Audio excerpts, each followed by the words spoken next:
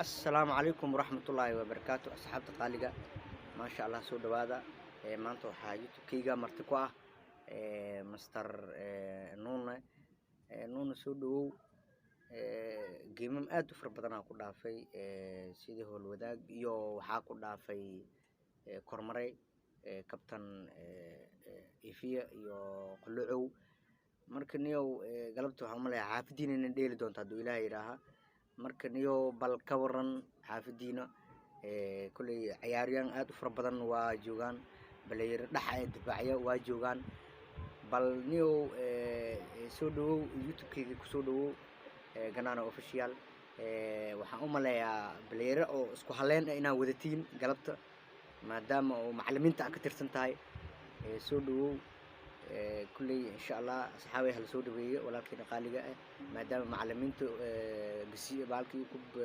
bacadle uu ka tirsan yahay gasiiro hayso cabdiwaaxid iyo dad badan ahaayaan soo dhawow walaalkayna qaaliga nuuna waa dhawahay deeqow horta qof bil aadan oo ku tashanayo markii garoonkaas la tagayo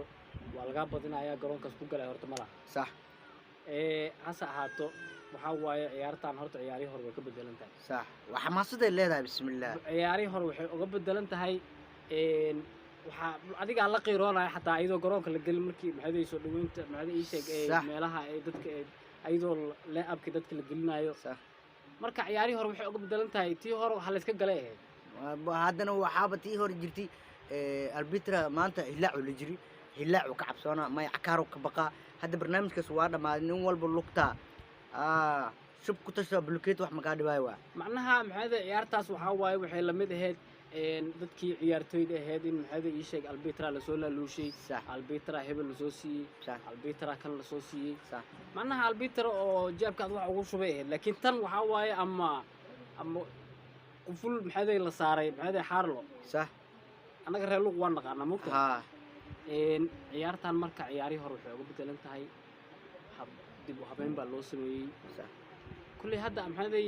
naadigan hadda oo la dheelayo ii sheegeen naadiganaga ilama aha maxayday dad xul aha la wadaa waayo bismillah difaacyadu waa adag yihiin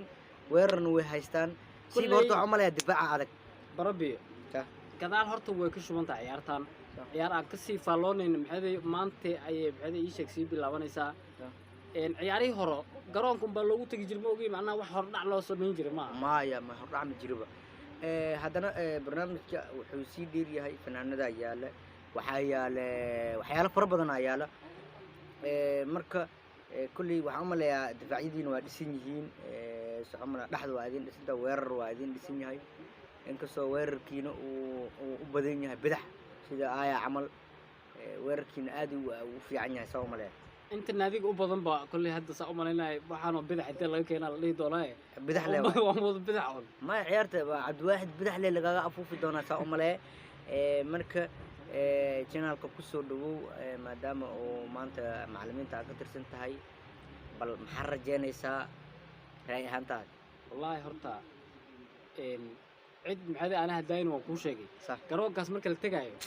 cid hadduu ilaahay kuu sumto golyaa ku tashanaysaa guul daraad gurigaada ula soo hoyeelaysaa ma jirto ma nin walba guul rabaa haa guusha iyadoo la wada rabaa iyo annaga waxaan kusii haminaynaa ilaa iyo maxayda ii sheeg